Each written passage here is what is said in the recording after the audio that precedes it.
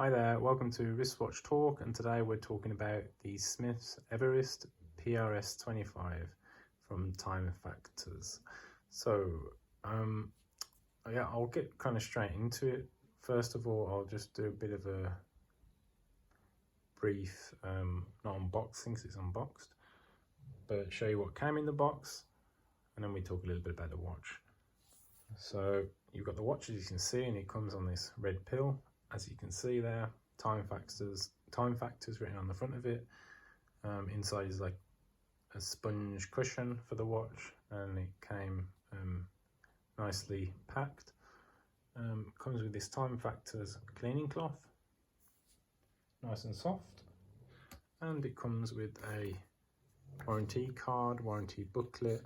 In the booklet you've got the specs, so you can pause that and check the specs out. I won't bother reading them off or going over them.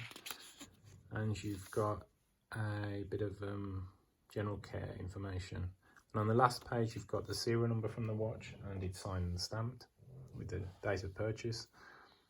And that's basically it, nice and simple, nothing over the top.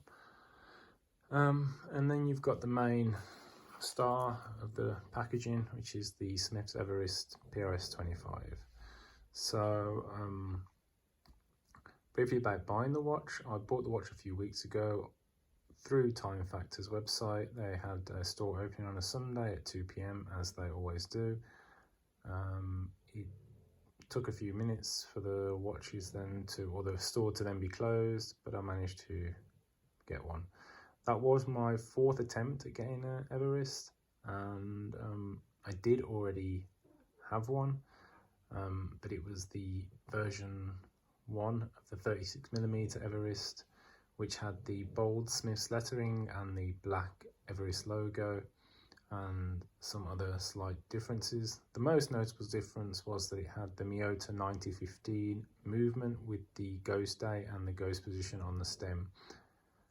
It also had a different bracelet without the rivets, and a slide lock type adjustable clasp, which was really nice, and I really like the clasp on that, and I do like the style of that bracelet as well.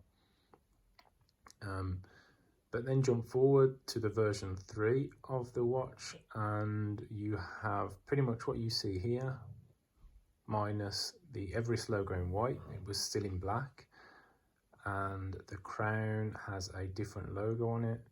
It's signed with the Smith's crown now that you see there at the 12 o'clock, instead of the S that you would normally see. So let's just take a look at the logo first. So the Smith's logo, as you see, is in at the 12 o'clock with the crown at the top, and that crown is now on the crown of the watch. I really think that the S that was on there before was fine, but it did remind me of a Seiko S on the way they sign their crowns. So I appreciate the change, I welcome it. And there's the Everest logo in white now, and I really do think that adds some symmetry to the dial. I really did like the black logo before, but like black, grey, ghosted out Everest, and it was cool that it would, like, you know, sometimes not be very visible. But I think this change was kind of asked for by a few people, and I was happy that they changed it. Yeah. And the last change, the most notable change really, is the most notable change is the change in clasp. And there was a few people complaining about the clasp on the last release. It was a friction clasp, and people were having trouble opening and closing it. And adjustments were tried to be made, but wasn't really helping in some cases. You may or may not have seen that, but either way, the clasp is now being changed to a push button style clasp. Yeah.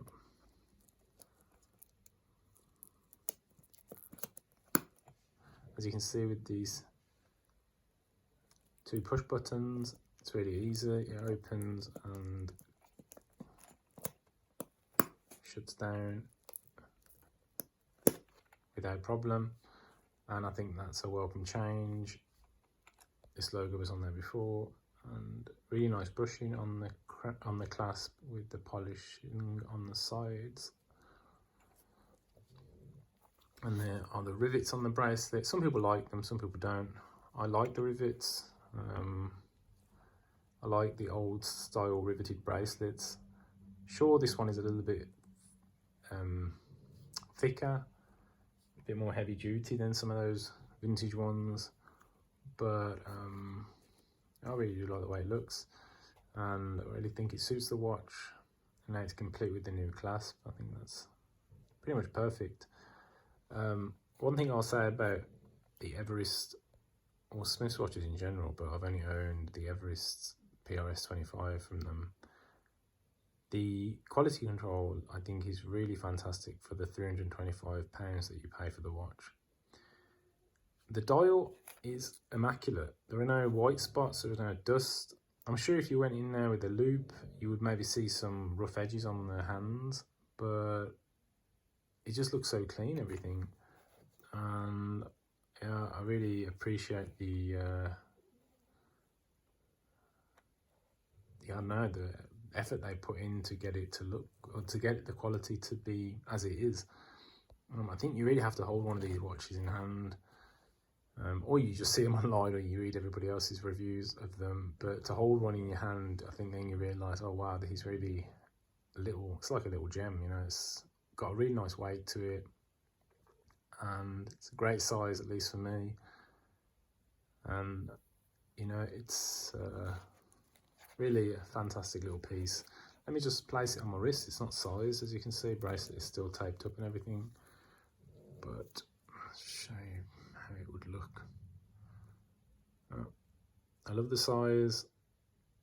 My first 36mm was a Laurier Falcon, and that's really also a favourite of mine. And one day I'll maybe do a comparison between those two. And yeah, I really think if you have seen the watch and you're just not sure because of, I don't know, for whatever reason, you could always sell it for a fair price. Try not to, you know, I would say if you've got one of these and you know, there's someone out there, there's definitely always someone out there looking for them. You know, try and be honest and sell it for a good price instead of trying to just make a few hundred from it, because they're kind of hard to get, and I'm sure the buyer would really appreciate it. But yeah, anyway, that's it. It's a quick look at the watch. I'll probably do another longer video at some point after I've wore it a while and do some comparisons to other watches. There she is, Smith's Everest PRS25. Thanks for watching, and have a great day.